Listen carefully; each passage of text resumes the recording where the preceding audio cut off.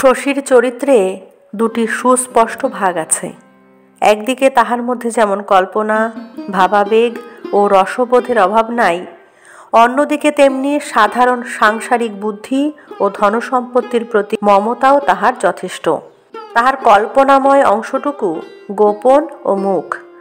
অত্যন্ত ঘনিষ্ঠভাবে তাহার সঙ্গে না মিশিলে এ কথা কেহ টের পাইবে না যে তার ভিতরেও জীবনের সৌন্দর্য ও শ্রীহীনতার একটা গভীর সহানুভূতিমূল বিচার পদ্ধতি আছে।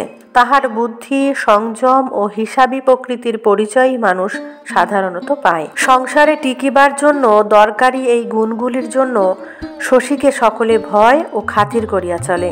শশীর চরিত্রের এই দিকটা গড়িয়া তুলিয়াছে তাহার বাবা গোপাল দাস। গোপাল দাসের কারবার লোকে বলে গলায় ছুরি দেওয়া, আসলে সে করে সম্পত্তি কেনাবেচা ও টাকা ধার দেওয়া, অর্থাৎ দালালি ও মহাজনী। শোনা যায় এককালে সে নাকি বার তিনেক জীবন্ত মানুষের কেনাবেচার ব্যাপারেও দালালি করিয়াছে। 3টি বৃদ্ধের বউ জুটাইয়া দেওয়া সে আজকের কথা নয়। বৃদ্ধ 3 জনের মধ্যে 2 জনের মৃত্যু হইয়াছে। এখন যামিনী কবিরাজের মরণ হইলেই ব্যাপারটা পুরোপুরি ইতিহাসের গর্ভে তলাইয়া যাইতে পারে। কিন্তু যামিনী কবিরাজের বউ শশী যাহাকে সেনদিদি বলিয়া ডাকে এবং শশীকে যে অপুত্রবতী রমণী গভীরভাবে স্নেহ করে, স্বামীকে সে এত যত্নে এত সাবধানে বাঁচাইয়া রাখিয়াছে যে শীঘ্র যামিনী কবিরাজের মরিবার সম্ভাবনা নাই। যামিনী কিন্তু মরিতে চায়। গ্রামের কলঙ্ক রটানোর কাজে উৎসাহী নিষ্কর্মা ব্যক্তির সংখ্যা এত বেশি যে এতটুকু এদিক ওদিক হইলে গ্রামে বউ ছিধের কলঙ্ক দিক দিগন্তে রটিয়া যায়। কেহ বিশ্বাস করে, কেহ করে না। যে বিশ্বাস করে সেও সত্য মিথ্যা যাচাই করে না, যে অবিশ্বাস করে সেও নয়। বিশ্বাস অবিশ্বাসের প্রশ্নটা নির্ভর করে মানুষের খুশির উপর। গ্রামের কলঙ্কিনীদের মধ্যে শশীর সেনদিদির প্রসিদ্ধি বেশি। গোপালের সঙ্গেই তার নামটা জড়ানো হয় বেশি সময়। লোকে নানা কথা বলা বলি করে। শশী বিশ্বাস করে না, যামিনী করে। সে থুরথুরে বুড়া, সন্দেহের তীব্র বিষে সে দগ্ধ হইয়া যায়। স্ত্রী পাড়ার কারো বাড়ি গেলে রাগে দুঃখে একদিন সে কাঁদিয়াও ফেলে। স্ত্রীর কায়েত বাড়ি কাসুন্দি বানাইয়া আসার কৈফিয়তটা সে বিশ্বাস করে না, অথচ শশীর সেনদিদি সত্য কৈফিয়তই দেয়। অতীতে কখনো সে যদি কোনো অন্যায় করিয়া থাকে, তাহা অতীতের সত্য মিথ্যা পাপ পুণ্যে মিশিয়া আছে। উন্মাদ ছাড়া আজ শশীর সেনদিদিকে কেহ অবিশ্বাস করিবে না। বুড়া হইয়া যামিনীর মাথাটা খারাপ হইয়া গিয়াছে। দেখা হইলে গোপালকে সে শাপ দেয়, বলে, 1 কাড়ি টাকা নিয়ে তুই আমার খুব উপকার করেছিলি গোপাল, উচ্ছন্ন যাবি তুই, তোর সর্বনাশ হবে, ঘর বাড়ি তোর শ্মশান হয়ে যাবে। যামিনী কবিরাজের বউয়ের সম্বন্ধে গোপালের বদনাম হয়তো মিথ্যা, তবু লোক গোপাল ভালো নয়। তুচ্ছ কতকগুলি টাকার জন্য সেই তো প্রতিমার মতো কিশোরীকে বুড়া পাগলা যামিনী কবিরাজের বউ করিয়াছিল। শশী গোপালের একমাত্র ছেলে। মেয়ে আছে 3টি। বড় মেয়ের নাম বিন্দবাসিনী। বড়গার নায়েব শ্যামচরণ দাসের বড় ছেলে মোহনের সঙ্গে তাহার বিবাহ হইয়াছে। মোহনের একটি পা খোড়া।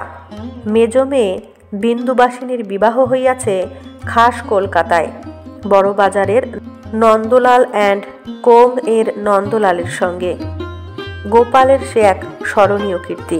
নন্দলালের কারবার পাটের। চারিদিকে হইতে পাট সংগ্রহ করিয়া জমা করিবার সুবিধা হয় এবং চালান দিবার ভালো ব্যবস্থা থাকে এমন একটি মধ্যবর্তী গ্রাম খুঁজিয়া বাহির করিবার উদ্দেশ্যে বছর 7 আগে সে একবার এদিকে আসিয়াছিল। গোপাল তাহাকে ডাকিয়া লইয়া গিয়াছিল নিজের বাড়ি, আদর যত্ন করিয়াছিল ঘরের লোকের মতো। তারপর কোথা দিয়া কি হইয়া গেল কে জানে। হয়তো নন্দলালের দোষ ছিল, হয়তো ছিল না।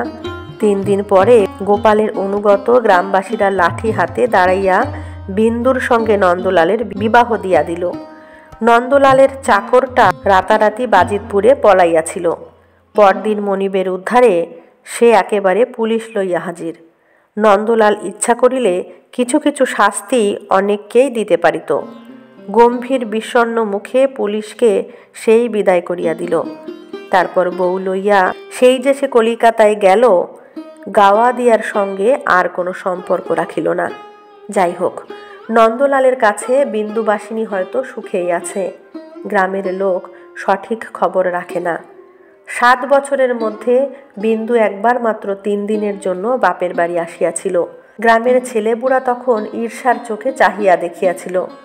অলঙ্কারে অলঙ্কারে বিন্দুর দেহে তিল ধারণের স্থান নাই, একেবারে যেন বাইজি। তবু হয়তো বিন্দু সুখে নাই। নন্দর তো বয়স হইয়াছে, আর একটা স্ত্রী তো তাহার আছে, চরিত্রও সম্ভবত তাহার ভালো নয়। গাওদিয়া বাসী যাহাদের বিবাহিত কন্যাগুলি সারি সারি দাঁড়াইয়া চোখের জলে ভাসে, তারা ভাবে হয়তো বিন্দু সুখে নাই। ভাবিয়া তাহারা তৃপ্তি পায়। কেহ মুখ ফুটিয়া মনের কথা বলিয়াও ফেলে। গোপাল শুনিতে পাইলে অস্ফুট স্বরে বলে, লক্ষ্মী ছাড়ার দল। এমনি বাপের শাসনে শশী মানুষ হইয়াছিল। কলিকাতায় মেডিকেল কলেজে পড়িতে যাওয়ার সময় তাহার হৃদয় ছিল সংকীর্ণ, চিন্তাশক্তি ছিল ভোঁতা, রসবোধ ছিল স্থূল। গ্রাম্য গৃহস্থের সকেন্দ্রীয় সংকীর্ণ জীবনযাপনের মোটামুটি একটি ছবিই ছিল ভবিষ্যৎ জীবন সম্বন্ধে তাহার কল্পনার সীমা। কলিকাতায় থাকিবার সময় তাহার অনুভূতির জগতে মার্জনা আনিয়া দেয় বই এবং বন্ধু। বন্ধুটির নাম কুমুদ, বাড়ি বরিশালে, লম্বা কালো চেহারা, বেপরোয়া খ্যাপাটে স্বভাব। মাঝে মাঝে কবিতাও কুমুদ লিখিত। কলেজে সে প্রায়ই যাইত না। হোস্টেলে নিজের ঘরে বিছানায় চিত হইয়া শুইয়া যত রাজ্যের ইংরেজি বাংলা নভেল পড়িত। কথকতার মতো হৃদয়গ্রাহী করিয়া ধর্ম, সমাজ, ঈশ্বর ও নারীর 16-17 বছরের বালিকাদের বিরুদ্ধে যা মনে আসিত বলিয়া যাইত, আর টাকা ধার করিত শশীর কাছে। শশী প্রথমে মেয়েদের মতোই কুমুদের প্রেমে পড়িয়া গিয়াছিল। ওকে টাকা ধার দিতে পারিলে সে যেন বর্তিয়া যাইত। কুমুদ প্রথমে তাহাকে বিশেষ আমল দিত না, কিন্তু অনেক দুঃখ, অপমান ও অভিমান চুপচাপ সহ্য করিয়া শশী তাহার অন্তরঙ্গতা অর্জন করিয়াছিল। সেটা তাহার অনুকরণ করার বয়স। এই একটিমাত্র বন্ধুর প্রভাবে শশী একেবারে বদলাইয়া গেল। যে দুর্গের মধ্যে গোপাল তাহার মনকে পুড়িয়া সিল করিয়া দিয়াছিল, কুমুদ তাহা একেবারে ভাঙিয়া ফেলিতে পারিল না বটে, কিন্তু অনেকগুলি জানালা দরজা কাটিয়া বাহিরের আলো বাতাস আনিয়া দিল। অন্ধকারের অন্তরাল হইতে মনকে তাহার বাহিরের উদারতায় বেড়াইতে যাইতে শিখাইয়া দিল। প্রথমটা শশী একটু উদ্ভ্রান্ত হইয়া গেল। মাথা ঘামাইয়া ঘামাইয়া, জীবনকে ফেনাইয়া ফাপাইয়া মানুষ এমন বিরাট ব্যাপার করিয়া তুলিয়াছে, জানিবার এত বিষয়, উপভোগ করিবার এত উপায়, বিজ্ঞান ও কাব্য মিশিয়া এমন জটিল, এমন রসালো মানুষের জীবন। তারপর গ্রামে ডাক্তারি করিতে বসিয়া প্রথমে সে যেন হাঁপাইয়া উঠিল। জীবনটা কলিকাতায় যেন বন্ধুর বিবাহের বাজনার মতো বাজিতেছিল। সহসা স্তব্ধ হইয়া গিয়াছে। এইসব অশিক্ষিত নরনারী, ডোবা, পুকুর, বনজঙ্গল, মাঠ, বাকি জীবনটা তাহাকে এইখানে কাটাইতে হইবে নাকি? ও ভগবান, একটা লাইব্রেরি পর্যন্ত যে এখানে নাই। ক্রমে ক্রমে শশীর মন শান্ত হইয়াছে। সে তো গ্রামেরই সন্তান। গ্রাম্য নরনারীর মধ্যে গ্রামের মাটি মাখিয়া, গ্রামের জলবায়ু শুষিয়া সে বড় হইয়াছে। হৃদয় ও মনের গড়ন আসলে তাহার গ্রাম্য। শহর তাহার মনে যে ছাপ দিয়াছিল তাহা মুছিবার নয়, কিন্তু সে শুধু ছাপ, দাগা নয়। শহরের অভ্যাস যতটা পারে বজায় রাখিয়া বাকিটা সে বিসর্জন করিতে পারিল। কুমুদ ও বইয়ের কল্যাণে পাওয়া বহু বৃহত্তর আশা আকাঙ্ক্ষাও ক্রমে ক্রমে সে চিন্তা ও কল্পনাতে পর্যবসিত করিয়া ফেলিতে লাগিল। এ সুদূর পল্লীতে হয়তো সে বসন্ত কখনো আসিবে না, যাহার কোকিল পিয়ানো, সুবাস এসেন্স, দক্ষিণা ফ্যানের বাতাস। তবু শশীর মনকে কে বাঁধিয়া রাখিবে? দীর্ঘ জীবন পড়িয়া আছে বিপুলা পৃথিবী। আজ শশী কামিনী ঝোপের পাশে ক্যাম্প চেয়ারে বসিয়া বাঁশঝাড়ের পাতা কাঁপানো ডোবার গন্ধ ভরা ঝিরঝিরে বাতাসে উন্মনা হোক। কোলের উপর ফেলিয়া রাখা বইখানার 2টি মলাটের মধ্যে কাম্য জীবনটি তাহার আবদ্ধ থাক। একদিন কেয়ারি করা ফুল বাগানের মাঝখানে বসানো লাল টাইলে ছাওয়া বাংলোয় শশী খাঁচার মধ্যে কেনারি পাখির নাচ দেখিবে। দামি ব্লাউজে ঢাকা বুকখানা শশীর বুকের কাছে স্পন্দিত হইবে। আলো, গান, হাসি, আনন্দ আভিজাত্য। কিসের অভাব তখন থাকিবে শশীর? কায়েত পাড়ার পথটি 3 ভাগ অতিক্রম করিয়া গেলে শশীর বাড়ি। হারুর বাড়ি পথের একেবারে শেষে।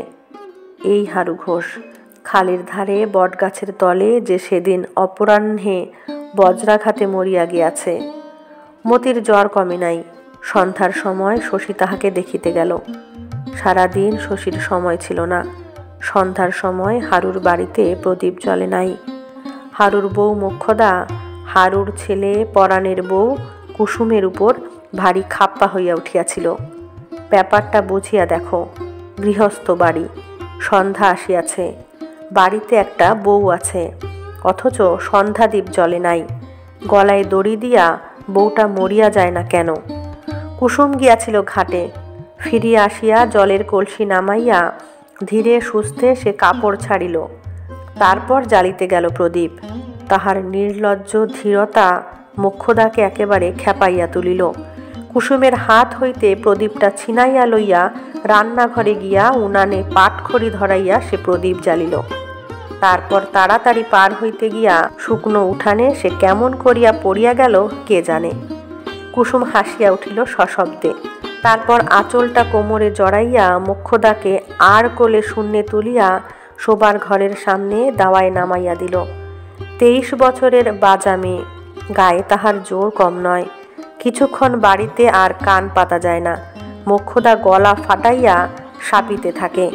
ছেলে কোলে বুচি ব্যাপার জানিতে আসিলে ছেলেটা তাহার জুড়িয়া দেয় কান্না।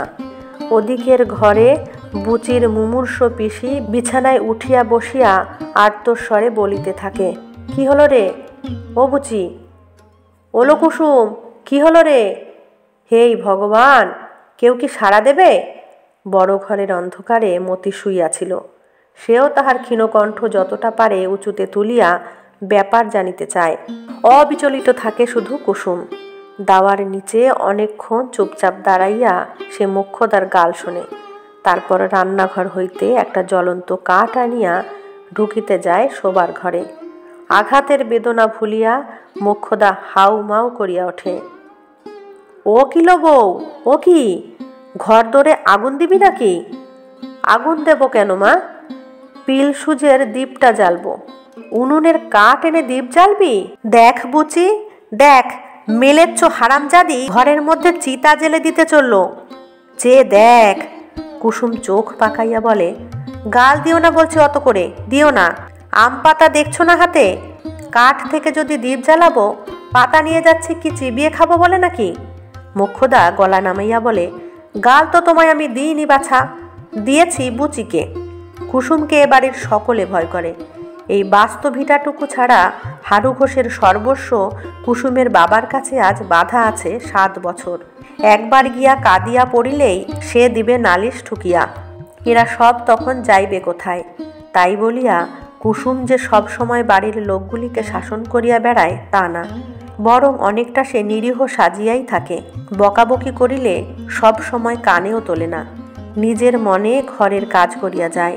কাজ করিতে ভালো না লাগিলে খিড়কির দরজা দিয়া বাহির হইয়া গিয়া তালবনে তালপুকুরের ধারে ভূপতিত তালগাছটার গুড়িতে চুপচাপ বসিয়া থাকে। উনানে ডাল ভাত একটা কিছু চাপাইয়া হয়তো যায়। বাড়ির লোকে তাহার অনুপস্থিতি টের পায় পোড়া গন্ধে। মেজাজের কেহ তার হদিশ পায় না। কতখানি সে সহ্য করিবে, কখন রাগিয়া উঠিবে, আজ পর্যন্ত তাহা ঠিক মতো বুঝিতে না পারিয়া সকলে একটু বিপদগ্রস্ত হইয়া থাকে। পাড়ার লোক বলে, বউ তোমাদের যেন একটু পাগলাটে। নাগপরাণের মা? মোক্ষদা বলে, একটু কেন মা, বেশ পাগল। পাগলের বংশ যে। ওর বাপ ছিল না পাগলা হয়ে? 2 বছর শেকল দিয়ে বেঁধে রাখত। ঘরে ঢুকিয়া কুসুম প্রদীপ জ্বালিল। গাল ফুলাইয়া সবে সে শাখে 3 বার ফু দেওয়া শেষ করিয়াছে, উঠানে শোনা গেল শশীর গলা। বিছানার কাছে গিয়া কুসুম বলিল, সন্ধে হতে না হতে খোঁজ নিতে এসেছে মতি। মতি কোনো জবাব দিল না। কুসুম আবার বলিল, ওলো মতি, শুনেছিস? সন্ধে দ্বীপ জ্বালাতে না জ্বালাতে দেখতে এসেছে। দরদ কত! ভারী জলচৌকিটা অবলীলাক্রমে তুলিয়া লইয়া গিয়া সে দাওয়ায় পাতিয়া দিল। বলিল, জ্বর কমেছে? ঘুমোচ্ছে এখন? মোক্ষদা বলিল, মতি আবার ঘুমোলো বউ? এই মাত্র সাড়া পেলাম যে। শশী বলিল, তোমার শাঁখের শব্দেও মতির ঘুম ভাঙল না পরাণের বউ? সে জলচৌকিতে বসিল, ঘরের ভিতরে এক নজর চাহিয়া বলিল, পরাণ বিকালে গিয়ে বলে এলো জ্বর নাকি এবেলা খুব বেড়েছে। কুসুম বলিল, মিথ্যে বলেছে ছোটবাবু, একটুতে অস্থির তো, জ্বর কই? মোক্ষদা বলিল, কী সব বলছো তুমি আবোল তাবোল? যাও না বাছা রান্নাঘরে। কুসুম বিনা প্রতিবাদে রান্নাঘরে চলিয়া গেল। মুখে কৌতুকের হাসি নাই, গাম্ভীর্যও নাই। শশী বলিল, সকালে যে ওষুধ পাঠিয়েছিলাম খাওয়ানো হয়নি? মোক্ষদা বলিল, তা তো জানি না বাবা, দেখি শুধোই মেয়েকে। রান্নাঘর হইতে কুসুম বলিল, ওষুধ খাওয়ানো হয়েছে গো হয়েছে, চেঁচামেচি করে মেয়েটার ঘুম ভাঙাচ্ছ কেন? ঘরের ভিতর হইতে ক্ষীণ কণ্ঠে মতি বলিল, আমি ওষুধ খাইনি মা। মোক্ষদা চোখ পাকাইয়া রান্নাঘরের দিকে চাহিয়া বলিল, শুনলে বাবা, দিব্যি কেমন মিথ্যে কথাগুলি বলে গেল বউ, শুনলে? শশী একটু হাসিল, কিছু বলিল না। কুসুমের এরকম সরল মিথ্যা ভাষণ সে মাঝে মাঝে লক্ষ্য করিয়াছে। ধরা পড়িবে জানিয়া শুনিয়াই সে যেন এই মিথ্যা কথাগুলি বলে। এ যেন তাহার এক ধরনের পরিহাস। কালোকে সাদা বলিয়া আড়ালে সে হাসে। ঘরে গিয়া শশী মতিকে জিজ্ঞাসা করিল, কি কষ্ট হচ্ছে রে মতি? মতি তাহা জানে না। সে আন্দাজে বলিল, গা ব্যথা হচ্ছে ছোটবাবু, তেষ্টা পেয়েছে। পিসিকে শান্ত করিয়া বুচি আসিয়াছিল, বলিল, আজ বড় কেশেছে ছোটবাবু সারাদিন। কানে নল লাগাইয়া শশী মতির বুকটা পরীক্ষা করিয়া দেখিল। এ পরীক্ষায় মতির বড় লজ্জা করে, বুকের মধ্যে ঢিপ ঢিপ করিতে থাকে। স্টেথোস্কোপের নল বাহিয়া তাহা শশীর কানে পৌঁছায়। সে অবাক হইয়া বলে, নিঃশ্বাস বন্ধ করে থাকতে তোকে কে বলেছে মতি? জোরে জোরে নিঃশ্বাস নে। বুচি আলোটা উঁচু করিয়া ধরিয়াছে। শশী মতির মুখের দিকে তাকায়। ভাঙা লণ্ঠনের রাঙা আলোতে মতির রং যেন মিশিয়া গিয়াছে। নিঃশব্দ পদে কুসুম যে কখন পিছনে আসিয়া দাঁড়াইয়াছিল। বুকে ওর হয়েছে কি? এত পরীক্ষা কিসের? একটু সর্দি বসেছে বলে মনে হচ্ছে পরাণের বউ, গরম তেল মালিশ করে দিও। কুসুম ভীরু কণ্ঠে বলে, সর্দি ঠিক তো ছোটবাবু? পরীক্ষের রকম দেখে ভয়ে বুক কাঁপন লেগেছে মা। ক্ষয় রোগেই বা ধরলো? ওলো মতি, বলিনি তোকে? বলিনি জ্বর গায়ে হাওয়ায় গিয়ে বসিস নে, ঠান্ডা লেগে মরবি? শশী বাহিরে গিয়া একটু বসে। মোক্ষদা তখন সবিস্তারে তাহাকে শোনায় তাহার আছাড় খাওয়ার বৃত্তান্ত। বলে, বউ আমাকে ঠেলে ফেলে দিয়েছে বাবা, বউ নিয়ে হয়েছে আমার মরণ। নিচু গলায় আবোল তাবোল অনেকক্ষণ মোক্ষদা বকে। হারু আজ মরিয়াছে দিন 7 তার কথা উল্লেখ করিয়া সে এখন আর সুর করিয়া কাঁদে না, বারবার শুধু চোখ মোছে, গলাটা ধরিয়া আসে। স্বামীর শোকে ভিজিয়া আসা গলায় থাকিয়া থাকিয়া নিন্দা করে সে কুসুমের। শুনিয়া মনে হয় সবই বুঝি সত্যি বলিতেছে। বুঝি চুপ করিয়া শোনে, কথাটি বলে না, না দেয় সায়, না করে প্রতিবাদ। আর রান্নাঘরে শশীকে শোনাইয়া কুসুম করে যাত্রার দলের নাটক। টানা গুনগুনানে সুরে, অস্পষ্ট ভীরু গলায়, সত্য সত্যই পাগল নাকি কুসুম? তারপরে রান্নাঘর হইতে বাহির হইয়া কুসুম কোথায় যায় কে বলিবে। শশী খানিক পরে বিদায় নেয়। হারুর বাড়ি পায়েতপাড়ার পথটার ঠিক উপরে নয়, দুপাশে বেগুন ক্ষেতের মাঝখান দিয়া হাত 3 চওড়া খানিকটা পথ পার হইয়া রাস্তায় পড়িতে হয়। শশী তাড়াতাড়ি এইটুকু পার হইয়া যাইতেছিল। ডাইনে বেগুন ক্ষেতের বেড়ার ওপাশ হইতে কুসুম বলিল, ছোটবাবু শুনুন।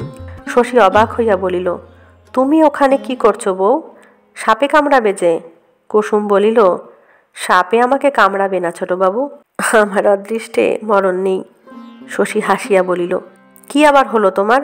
পরাণের বউ বলে যে ডাকলেন আজ, পরাণের বউ বললে আমার গোসা হয় ছোটবাবু? পিসি বলতো, বুচির ছোট পিসি, ও বছর যে সজ্ঞে গেল, অমনি গাল তাকে একদিন দিলাম, আমাকেও না হয় দাও 2 গাল। তাই বললাম। হ্যাঁ ছোটবাবু, তাই বললাম। পূজ্য মানুষ আপনি, আপনাকে পুজো করে আমাদের পুণ্যি হয়। গড় গড় করিয়া মুখস্থ বুলির মতো একরাশ তোষামদের কথা কুসুম বলিয়া যায়। শুনিতে মন্দ লাগে না শশীর। কত বছর আজ সে কুসুমের এমনি পাগলামি দেখিতেছে। ওর এইসব খাপছাড়া কথায় ব্যবহারে একটা যেন মিষ্টি ছন্দ আছে। বাড়ি যাও বউ, ভাত পোড়া লাগবে। কাল আসবেন ছোটবাবু মতিকে দেখতে? আসবো। কেমন থাকে সকালে একবার খবর পাঠিও। হ্যাঁ, রোজ একবার এলেই হয়। জ্বরে ভুগছে মেয়েটা, দেখে তো যাওয়া উচিত। কদিন আসেননি বলে বাড়ির সবাই কত কথা বললে ছোটবাবু। বললে শশী আমাদের মস্ত ডাক্তার হয়েছে, না ডাকলে আর আশা হয় না। মতি কি বললে জানেন? ছোটবাবুর অহংকার হয়েছে। শশী আগাইয়া যায়, বলে আমার কাজ আছে বউ, কাল এসে তোমার মিছে কথা শুনবো। মিছে কথা নয়, সত্যি মিছে কথা নয় ছোটবাবু। শশী চলিয়া গেলে অন্ধকারে বেগুন খেতে দাঁড়াইয়া কুসুম একটু হাসিল। সামনে গাছের মাথার কাছে একটু আলো হইয়াছে। কুসুম জানে ওখানে চাঁদ উঠিবে। চাঁদ উঠিলে, চাঁদ উঠিবার আভাস দেখিলে কুসুম যেন শুনিতে পায়, ভিনদেশি পুরুষ দেখি চাঁদের মতন, লাজ রক্ত হইল কন্যা প্রথম যৌবন। কে সে কিশোরী ভিনদেশি পুরুষ দেখিয়া যার লজ্জাতুর প্রেম জাগিত? সে কুসুম নয়, হে ভগবান, সে কুসুম নয়। অন্ধকারে ঠাহর করিয়া দেখিয়া বাসুদেব বন্দ্যোপাধ্যায় বলেন, শশী না? ও বাবা শশী, তোমায় খুঁজে বেড়াচ্ছি যে। ভূত যেন কেমন করছে শশী, ওর মা কাদা কাটা লাগিয়েছেন, তুমি এসে একটিবার দেখে যাও। শশী বলে চলুন। চলিতে আরম্ভ করিয়া বলে, বাবা বলছিলেন কতবার তো বাড়ুচ্ছে বাড়ি গেলি শশী, পয়সা করে দিয়েছে কিছু? দুটো একটা কলের টাকা না দিলে তো বিপদে পড়ি কাকা। কত মিথ্যে বলবো বাবার কাছে? পয়সা কড়ির ব্যাপার জানেন তো বাবার, একটি পয়সা এদিকে ওদিকে হবার জো নাই। বাসুদেব লজ্জা পাইয়া বলেন, শশীর টাকা কালই পৌঁছিয়া দিয়ে আসিবেন শশীর বাড়িতে, নিজে যাইবেন। শশী ভাবে আজ নয় কেন, মুখে সে কিছু বলে না। বাসুদেবের বাড়ি কম দূর নয়। শ্রীনাথের দোকান ছাড়াইয়া রজনী সরকারের পাকা দালানের পাশ দিয়া বামুনপাড়া পর্যন্ত গড়ানো সাপের মতো আঁকা বাঁকা পথের মাঝখান হইতে দক্ষিণ দিকে ঝোপঝাড়ের ভিতর দিয়া পায়ে চলা যে সংকীর্ণ রাস্তাটুকু পোয়াটেক গিয়া মাঠের মধ্যে হারাইয়া গিয়াছে, তার শেষাশেষি। কদিন বৃষ্টি হয় নাই। এবছরের মতো বর্ষা শেষ হইয়াছে, পথের কাদা কিন্তু শুকায় নাই। জুতা হাতে করিয়া বাসুদেবের বাড়ি পৌঁছিয়া শশী পা ধুইল। বাসুদেবের ছোট ছেলে ভূতর বয়স বছর 10। 7-8 দিন আগে গাছের মগডাল হইতে পড়িয়া গিয়া হাত পা দুই ভাঙিয়াছিল। তারপর জ্বরে বিকারে অজ্ঞান হইয়া জীবন মৃত্যুর সন্ধিস্থলে আসিয়া পড়িয়াছে। শশী তাহাকে সদর হাসপাতালে পাঠাইতে বলিয়াছিল, এরা রাজি হয় নাই। হাসপাতালের নামে ভূতর মা ডুকরাইয়া কাঁদিয়া উঠিয়াছিল। ছেলেকে চৌখাটের বাহিরে নিলে সে বিষ খাইয়া মরিবে। তারপর শশী প্রাণপণে ভূতর চিকিৎসা করিতেছে। দিনে 2-3 বার আসে। ভূতর শিয়রে তার মা লক্ষ্মীমণি মৃদুস্বরে কাঁদিতেছিলেন। বড় 2টি ছেলে, 2টি বিবাহিতা মেয়ে, 3টি বউ ঘরের মধ্যে ভিড় করিয়া দাঁড়াইয়াছিল। বড় বৌদি বিধবা, ঘোমটা দিয়া ভূতকে সে বাতাস করিতেছিল। মায়ের পরে এ বাড়িতে দুরন্ত ছেলেটাকে সেই হয়তো ভালোবাসে সকলের চেয়ে বেশি। 2টো চোখ দিয়া তাহার দর দর করিয়া জল পড়িতেছে। ভূতর অবস্থা দেখিয়া শশীর মুখ ম্লান হইয়া গেল। ছেলেটা বাঁচিবে না এ সন্দেহ তাহার ছিল, তবু দুপুরবেলা ওকে দেখিয়া গিয়া একটু আশা তাহার হইয়াছিল বৈকি। এক বেলায় অবস্থাটা যে এরকম দাঁড়াইবে সে তাহা ভাবিতেও পারে নাই। ছেলেটার সর্বাঙ্গে সে জড়াইয়া ব্যান্ডেজ বাঁধিয়াছিল, নড়িবার উপায় তাহার নাই। এখন থাকিয়া থাকিয়া মুখ শুধু বিকৃত করিতেছে। শশীর গলা এমনি মৃদু, এখন আরো মৃদু শোনাইল। একটু আগুন চাই সেক দেবার, গরম কাপড় যদি এক টুকরো থাকে। বিধবা বউটি মালসায় আগুন আনিল। একটা আলোয়ান ভাঁজ করিয়া শশীর নির্দেশ মতো ভূতর বুকে সেক দিতে লাগিল। শশী তাহাকে একটা ইঞ্জেকশন দিয়া একটু অপেক্ষা করিল। বারবার চোখের ভিতরটা লক্ষ্য করিয়া দেখিল, নাড়ি টিপিল। তারপরে নীরবে উঠিয়া আসিল। সকলে এতক্ষণ শ্বাস রোধ করিয়াছিল। শশীর উঠিয়া আসার ইঙ্গিতে ঘরে তাহাদের সমবেত কান্না একেবারে ভাঙিয়া পড়িল। বিধবা বউটি পাগলের মতো ছুটিয়া আসিয়া শশীর পথ রোধ করিয়া বলিল, না, তুমি যেতে পাবে না শশী, আমার ভূতকে বাঁচিয়ে যাও, যাও আমার ভূতকে বাঁচিয়ে। ও যে আমার জন্যে জাম আনতে গাছে উঠেছিল শশী। শশী কি বলবে সে গম্ভীর হইয়া থাকে। তারপর পথ পাইলে বাহির হইয়া যায়। জুতা হাতে করিয়া সে নামিয়া যায় পথে।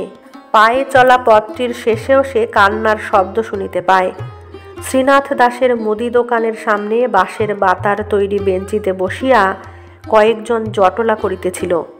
বোধহয় গল্পে মশগুল থাকায় বাসুদেবের সঙ্গে যাওয়ার সময় শশীকে তাহারা দেখিতে পায় নাই। এবার শ্রীনাথ দেখিতে পাইয়া ডাকিয়া বলিল, একটু বসে যান ছোটবাবু, টুলটা ছাড়া দেখি নিয়োগী মশাই, ছোটবাবুকে বসতে দাও। পঞ্চানন চক্রবর্তী জিজ্ঞাসা করিল, কোথায় গিয়েছিলে শশী? শশী বলিল, বাসুদেব বাড়ুজ্যের বাড়ি। ভূত এইমাত্র মারা গেল। বটে, বাঁচল না বুঝি ছেলেটা? তবে তোমাকে বলি শোনো শশী, ভূত যেদিন পড়ল আছাড় খেয়ে, দিনটা ছিল বৃহস্পতিবার। খবর পেয়ে মনে কেমন খটকা বাঁধল। বাড়ি গিয়ে দেখলাম পাজি, যা ভেবেছিলাম। ছেলেটাও পড়েছে, বারবেলাও খতম।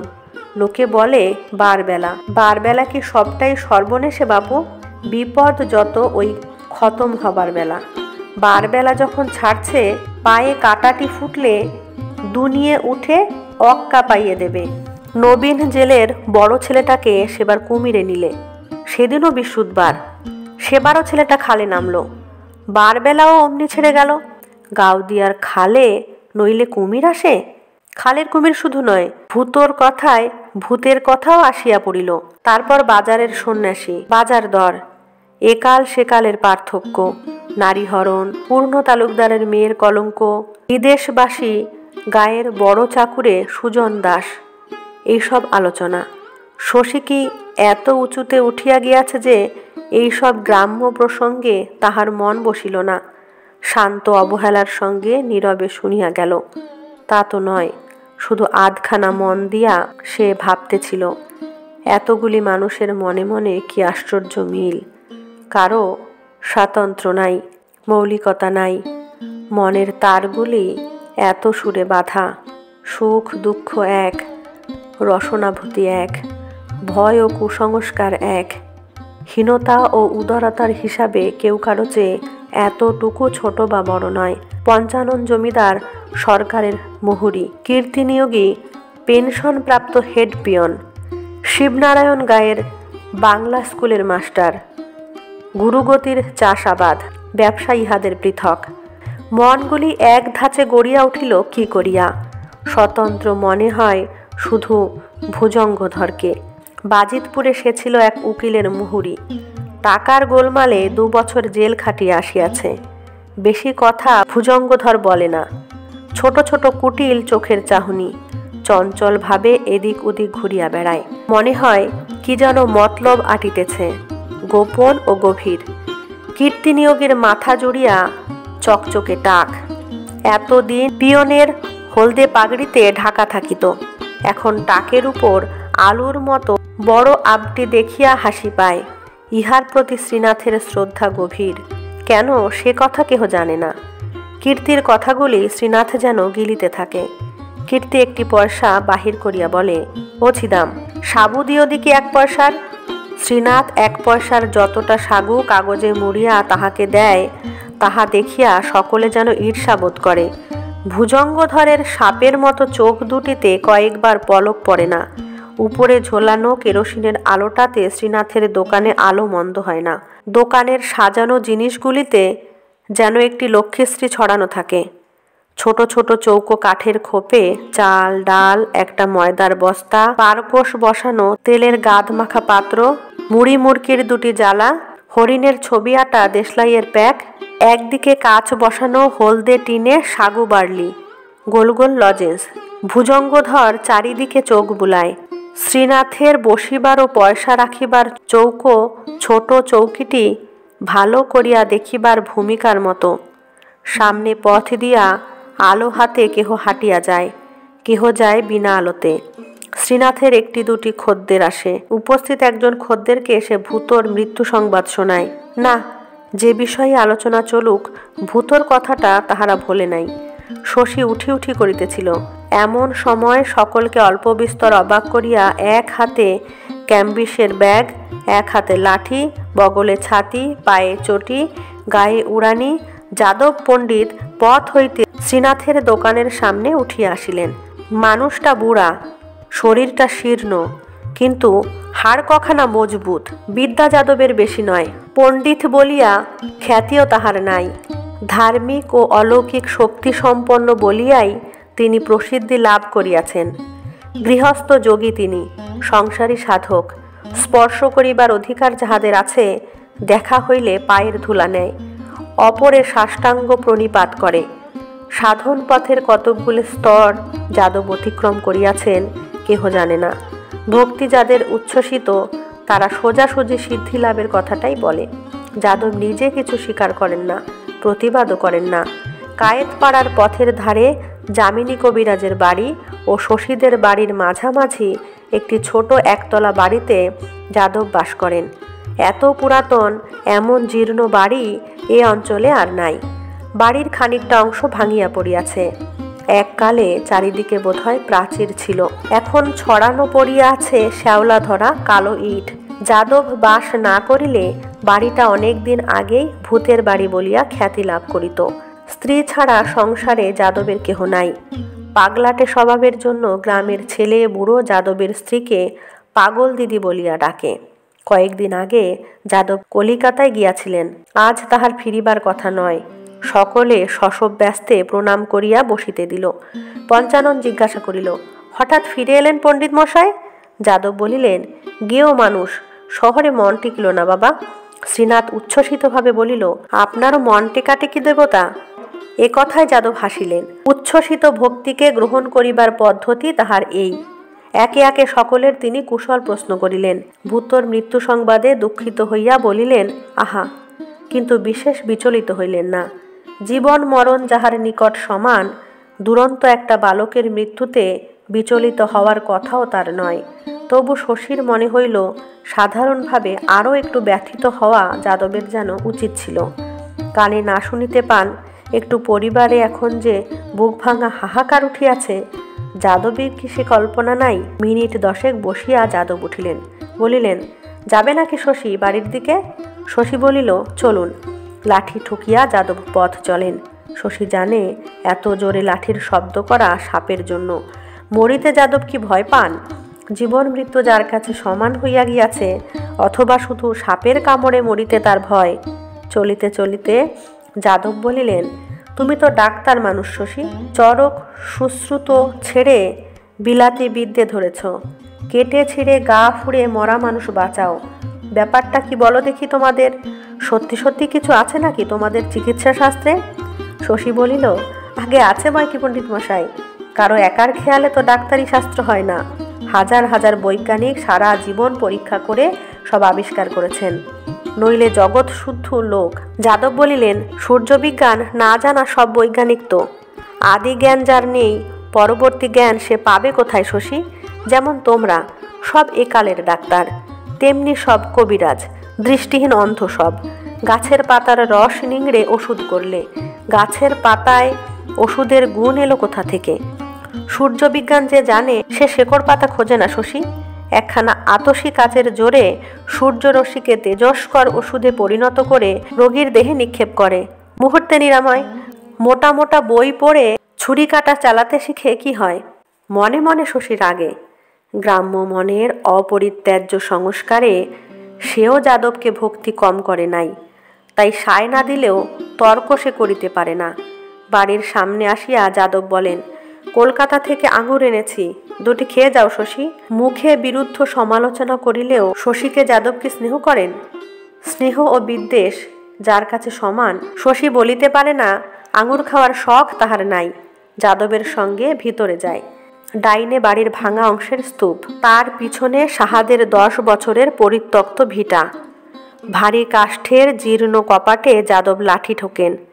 ভিতর হইতে সাড়া লইয়া পাগল দিদি দরজা খুলিয়া বলেন, আজ ফিরলে কেন গো? শশী এছো নাকি সাথে? এসো, ভেতরে এসো। মুখে একটাও দাঁত নাই, তোবড়ানো গাল, পাকা চুল। পাগল দিদিকে যাদবের চেয়েও বুড়ো দেখায়। পিঠটাও পাগল দিদির একটু বাকিয়া গিয়াছে। তবু শীর্ণ জরাগ্রস্ত দেহে ক্ষীণ প্রাণটুকু লইয়া পাগল দিদি ফোকলা মুখে অনবরত হাসেন। এই ভাঙা বাড়ি, ডোবা জঙ্গল ভরা এই গাউদিয়া গ্রাম, এখানে তাহার বার্ধক্য পীড়িত জীবন, সব যেন কৌতুকময়। ঘনানো মৃত্যুর স্বাদে পাগল দিদি কৌতুকময়। শশী বসিলে চিবুক ধরিয়া বলেন, বড় কর্তা বাড়ি ছিল না জানতে না বুঝি ছোট কর্তা এলে না কেন গো? ডুরে শাড়িটি পরে চুলটি বেঁধে কোণে বউটি সেজে যে বসেছিলাম তোমার জন্যে। আঙুরগুলি যাদব ব্যাগে ভরিয়া আনিয়াছে। বাহির করিয়া দেখা গেল চাপ লাগিয়া অর্ধেক ফল গলিয়া গিয়াছে। ব্যাগে একটি জামা, দুখানা কাপড়, গামছা এইসব ছিল। আঙুরের রসে সব ভিজিয়া গিয়াছে। যাদব অপ্রতিভ হইয়া হাসেন। পাগল দিদি বলেন, দেখো দাদা বুড়োর বুদ্ধি, ব্যাগে ভরে ফল এনেছেন, কেন গামছাখানা খুলে বেঁধে আনতে পারলে না? পাগল দিদিও হাসেন। মুখের চামড়া কুঞ্চিত হইয়া হাজারে রেখার সৃষ্টি হইয়া যায়। আঙুর খাইতে খাইতে শশী পাগল দিদির মুখখানা নীরবে দেখিতে থাকে। রেখাগুলিকে তাহার মনে হয় কালের অঙ্কিত চিহ্ন, সাংকেতিক ইতিহাস। কি জীবন ছিল পাগলা দিদির যৌবনে! শশী তখন জন্মে নাই। নুব্জ বিশীর্ণ দেহটি তখন সুঠাম ছিল। মুখের টান করা ত্বকে যখন লাবণ্য ছিল, কেমন ছিল তখন পাগল দিদি! মুখের রেখায় আজ কি তাহা সে পড়িতে পারিবে? গোছানো সংসার পাগলা দিদির। উপুড় করা বাসনগুলি সাজানো, হাঁড়ি কলসির মুখগুলি ঢাকা, আম কাঠের সিন্দুকটার গায়ে ধৌত পরিচ্ছন্নতা, পিল সুজে দীপটির শিখা উজ্জ্বল। এখনো ধূপের মৃদু গন্ধ আছে। আর শান্ত, সব এখানে শান্ত। মৃদু মোলায়েম প্রশান্তি ঘরে ব্যাপ্ত হইয়া আছে। এ ঘরের আবহাওয়ার অমায়িকতা যেন নিঃশ্বাসে গ্রহণ করা যায়। ভাঙা হাটে যে বিষণ্ণতার স্তব্ধতা ঘনাইয়া থাকে, এটা নয়। এ ঘরে বহু যুগ ধরিয়া যেন মানুষের জ্বালা করা বেদনার হল্লা প্রবেশ করে নাই। এ ঘরে জীবন লইয়া কেহ যেন কোনোদিন হইচই করিয়া বাঁচে নাই। আজীবন শুধু ঘুমাইয়া এ ঘরকে কে যেন ঘুম পাড়াইয়া রাখিয়াছে। বড় ভালো লাগে শশীর। সে তো ডাক্তার, আহত ও রুগ্নদের সঙ্গে তার সারাদিনের কারবার। দিন ভরিয়া তাহার শুধু মাটি ছোঁয়া বাস্তবতা। শ্রান্ত মনে সন্ধ্যার জনহীন মন্দিরে বসার মতো বুড়ো বুড়ির এই নীড়ে সে শান্তি বোধ করে। শুধু আজ নয়, এখানে আসিলেই তাহার মন যেন জুড়াইয়া যায়। অথচ আশ্চর্য এই ঘরখানার এতটুকু আকর্ষণ বাহিরে সে বোধ করে না। এখানে না আসিলে সে তো বুঝিতে পারে না মনে তাহার জ্বালা বা অসন্তোষ আছে। এখানে আসিয়া যে সন্তাপ তাহার ধীরে ধীরে জোড়াইয়া আসে, এই ঘরের বাহিরে তাহার দিন, সপ্তাহ, মাসব্যাপী জীবনে এমনভাবে খাপ খাইয়া মিশিয়া থাকে যে সন্তাপ সে টেরও পায় না।